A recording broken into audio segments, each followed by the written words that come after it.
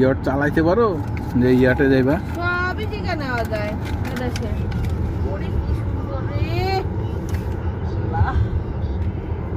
প্রথম কক্সবাজারে গেছি, যা আমার মজা লাগছে। এই সমুদ্র দেখে আমার এবার তাই মজা লাগছে। কক্সবাজারে গেছি প্রায় 16-17 বার। প্রথমবার গিয়া আল্লাহ, সাগরের পানি বলে নোনতা, একটু চিপায় লাগাই। মানে প্রথম যেটা এরকম অবস্থা মনে হয়েছিল।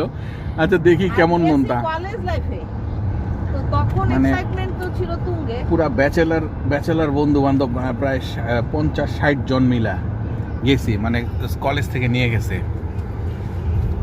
মানে কি যেন এক্সকারশন, শিক্ষা সফর বইলা। প্রত্যেকের বাসায় চিঠি দিছে যে কলেজের দায়িত্বেও থাকবে, টিচারদের আন্ডারে সে থাকবে। ওরা ওই রকম চিঠি দিয়ে আমাদের নিয়ে গেছে। আমি স্যার আর পানি বলে নোনতা। স্যারও তো দুষ্ট।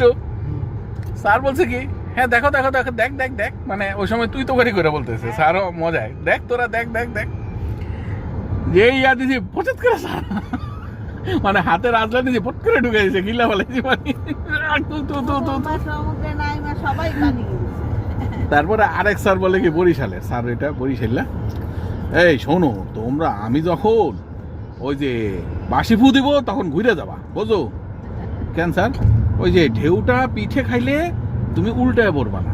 স্যার বলছে খুব ভালো কথা, যে আমরা প্রথম সাগরে গেছি, সুতরাং ব্যাপারটা তো আলাদা হবেই। আচ্ছা ঠিক আছে, স্যার বাসি বুধে কেউ আর পিঠে ঢেউ খায় না। তোমরা আমার কথা শোনো না কেন? আল্লাহ